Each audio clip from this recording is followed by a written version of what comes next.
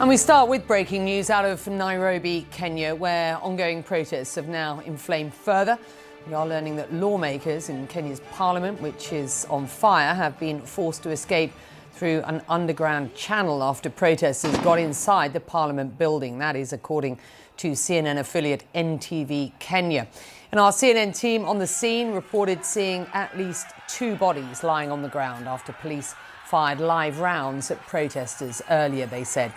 Well, police also used tear gas in a live interview with Barack Obama's half-sister, who is an activist. She was speaking to Larry Madowo. Have a listen. I'm here because look at what's happening. Young Kenyans are demonstrating for their rights. They're demonstrating with flags and banners. I can't even see anymore. They're being tear gassed. They're being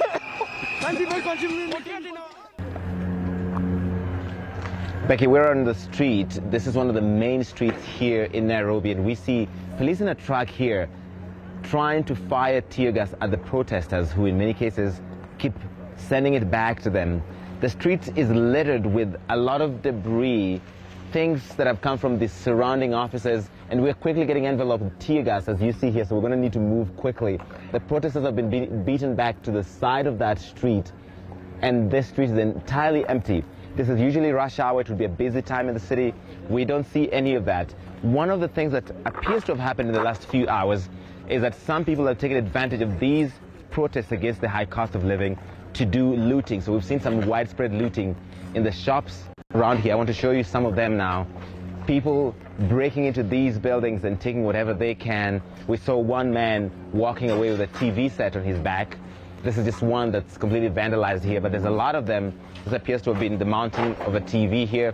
On this street, all across it, a lot of these offices appear to have been looted and everything taken out. The glass shattered. This is a Forex bureau next to it here that has nothing left over. That's all completely vandalized there. That's part of the reason why the police are trying to send them away, because they are looting people's businesses. And this is another one as well. Sir, is this your business? I just want to... I'm sorry, sir. Do you want to come and talk to me? Come, we're live on CNN. Come and talk to me, sir. And this is just another shop next to him. All of this is looted. This paper is strewn all over the ground. No valuables appear to have been left here.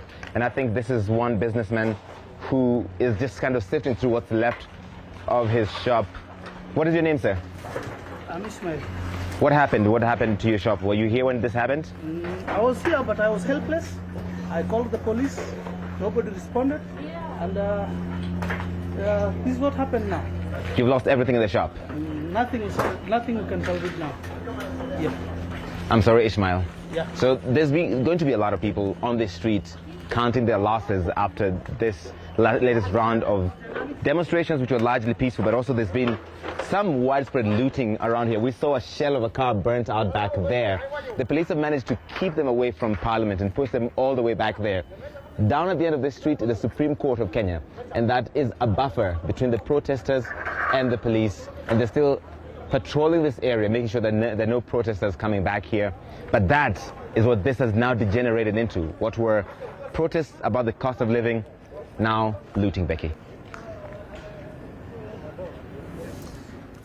There is a curfew which the police, I assume, will enforce around 6:30, which is about an hour from now. You've been in the thick of this all day, and you and I were talking at the end of last week, so this has been going on now for some days. How would you describe the atmosphere at 5:30 now on Tuesday afternoon? Does it feel as if things are calming down, or do you expect that things could kick off again tonight? Things are not calming down. If anything, things appear to be escalating as we're getting closer to that curfew. The government ordered all the protesters to end their activities by 6:30 p.m. local time. So that's in just under an hour. But that does not appear to be happening. If anything, these protesters appear to be taking advantage of this chaos and pandemonium to loot. And so police are being a lot more vigilant. But as it gets darker, I'm not sure how they'll be able to enforce that if they're all over the streets here and they are not being pushed away. They're not going away, even as that curfew approaches. Larry, this finance bill is at the heart of these demonstrations.